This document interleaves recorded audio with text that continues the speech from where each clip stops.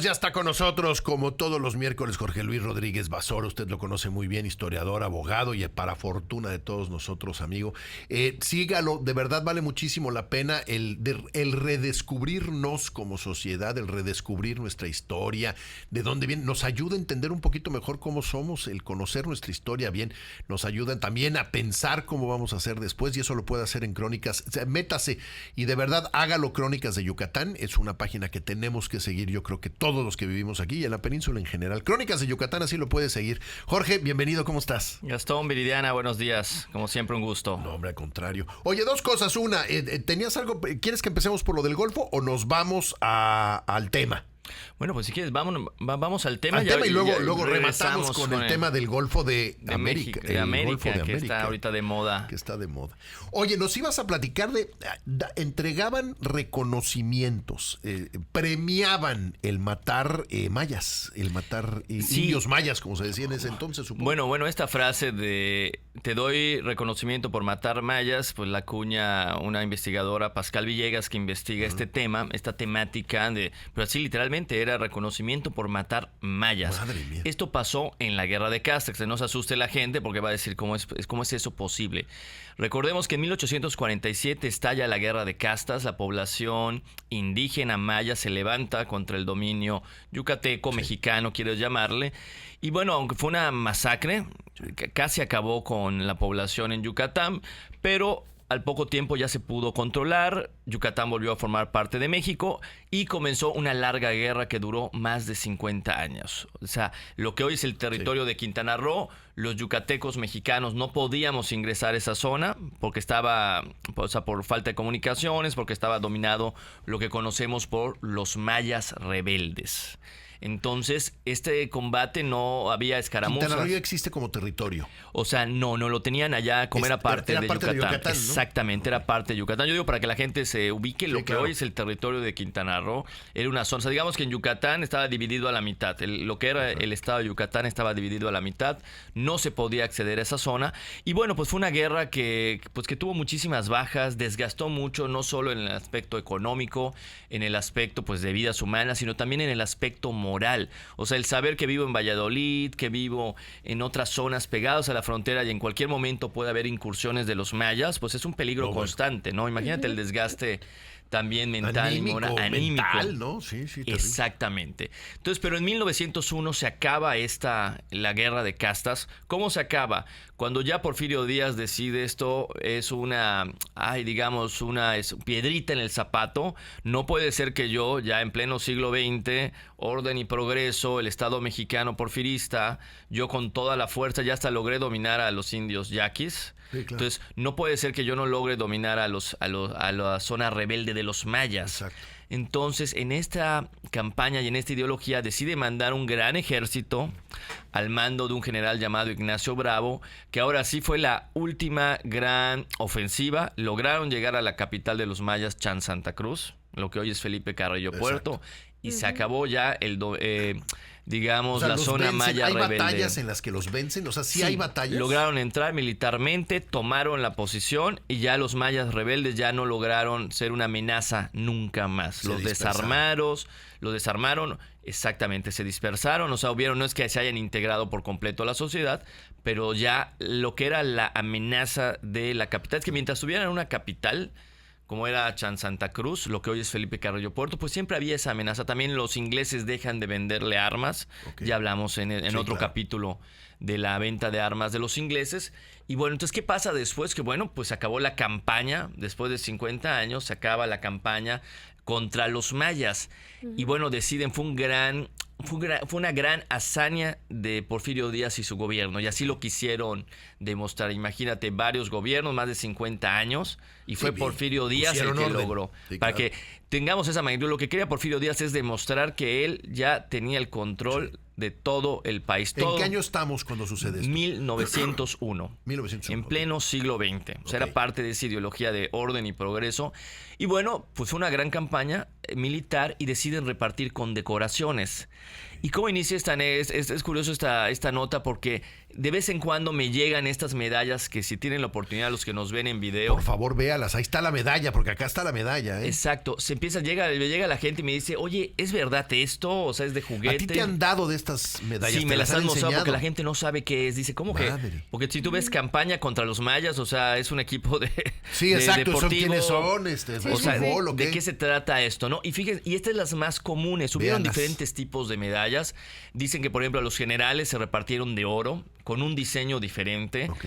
A los suboficiales de plata y están estas de bronce que tienen, son 4 puntas. Ok. Vemos ahí, Véalo dice, ahí en la pantalla. ¿se puede premio ver? del estado de Yucatán, porque en realidad el que lo daba era el estado de Yucatán. Se nada repartieron alrededor de 8,000 medallas, o sea que No, y es que además campaña contra los mayas. sí, porque en ese momento En la así guerra. ese nombre, ¿entiendes? Estaban en guerra. Ahorita claro, actualmente hablar de o sea, los mayas al contrario, hay un renacimiento maya, hay todo lo diferente, pero en ese momento eran el enemigo. O sea, durante claro. 50 Dice nada 50 más. años, ojo, un grupo de mayas, los mayas rebeldes, ¿no? Porque O sea, no era contra todos. por supuesto, hay que aclararlo, porque hubo una integración, a ver, lo que era la parte de la zona de Mérida, la zona de Campeche, todo eso, pues, o sea, no podemos generalizar, ¿no? Pero así se llamaba, eran los mayas rebeldes de Yucatán. Y bueno, pues por eso Que se al llama final todos campaña. eran los mismos mayas, no es que fueran grupos diferentes, no había tribus diferentes, pues. Claro, o sea, al final, era un grupo como cuando alguien, digamos, cuando vimos, por ejemplo, el ejército zapatista que se levantó, no es que en todo México se esté levantando, Claro. es un grupo focal con sus peticiones, con todo. O sea, que no era un ataque a la etnia, sino al grupo rebelde. Claro, pero se diferencia. Recuerda cuando empezó la guerra de castas, ¿cómo diferencias? ¿Cuáles eran los dos bandos? ¿Quiénes estaban peleando, no? O sea, ¿o qué peleaban? Entonces siempre la historiografía, o sea, los libros de historia siempre han dicho, por un lado estaban los mayas y por otro lado la población blanca. Ni siquiera hablemos de yucatecos, mexicanos, Sí, era población blanca. O sea, por eso a veces algunos investigadores lo han definido como una guerra de exterminio. ¿Y qué ibas a exterminar? Pues a la población blanca. Ok. Entonces por eso se diferenció. Digo, eso es un tema de la historiografía, cómo se ha... A ver cómo los historiadores han escrito. O sea, ya entendimos muchos factores, pero en su momento los enemigos eran los mayas. Sí, me queda claro. Por eso siguen apareciendo estas medallas. Digo, es un documento histórico. O sea, si las tienen por allá, muchos de repente ha pasado de que fallece el abuelito, fallece el papá. Y Mira, encuentran esto. O sea, es un testimonio histórico muy valioso. No te puedo decir, yo he visto, o sea, físicamente he visto unas 3, 4. Ok. Hay por ahí repartidas en algún museo unas 2, 3, pero siguen apareciendo estas medallas, que de hecho sería una buena ocasión que si alguien llega a ver ahí entre los botones de la abuela, entre los pines, Claro. entre esto... Es un Que sepa qué testimonio significa, histórico, ¿no? exactamente. No hemos visto las de oro. Las de oro creo que ya las vendieron, ya las fundieron, las de plata, pero estas de bronce son las que sobreviven, son las más comunes. se ¿No has visto repartieron. de plata tampoco? No, Ok, ni bueno, por si usted tiene, nos avisa.